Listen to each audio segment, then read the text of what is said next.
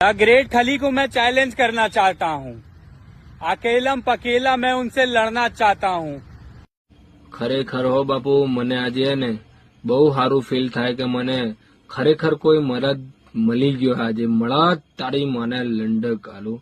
ખરેખર તારું ચેલેન્જ હે. મેં એક્સપ્લોઝ બ્રધર્સ શું કહેવાય ની brothers.com એક્સેપ્ટ કર્યો. તારી મને ચોદું હું એને ત્યાં આવું ને ભરી બંદૂકે જ આવવાનો. ભરી બંદૂક એટલે મારો લંડ.